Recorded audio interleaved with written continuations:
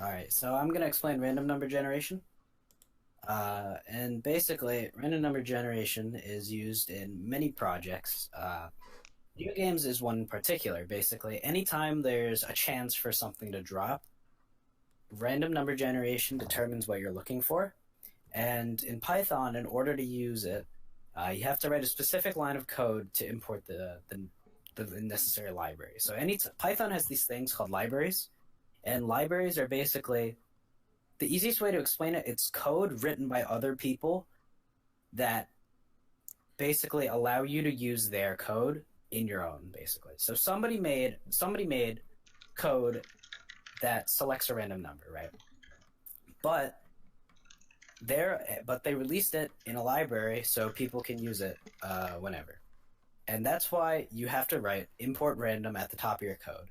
You don't have to write it at the top of your code, but that's normally where you import stuff at the very top of the page. But you have to at least use it before you use the code that's required.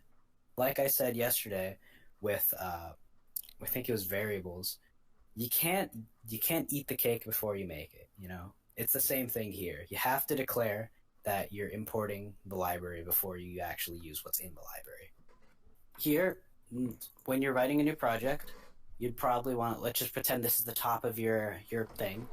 So you're going to have import random, and then here you have rand, which is just a random variable, is equal to random.randint, and then in parentheses you have your start value and your end value. So this is going to be the range of values that you're doing it, and remember that this is inclusive. So if I want to print, let's say I want to print,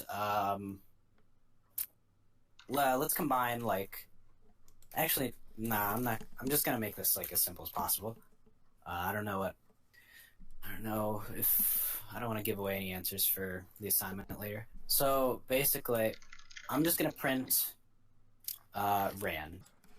Yeah, I can show. Yeah, so basically, we're importing the random library.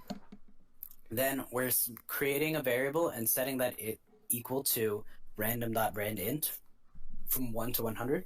So it's picking a random number from 1 to 100, and it's printing that.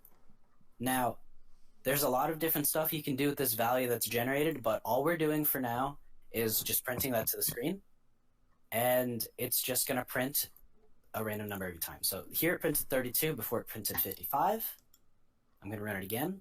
Prints 44, 94, and so on and so forth. The more you run it, every time you run it, you're going to get a different number from 1 to 100.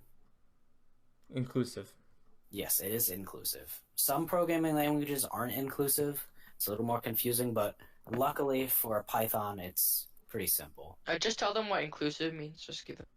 Inclusive just means it's within. Okay. It includes yeah. no. It includes 1 and 100. Those are possible Yeah. outputs. That's basically inclusive.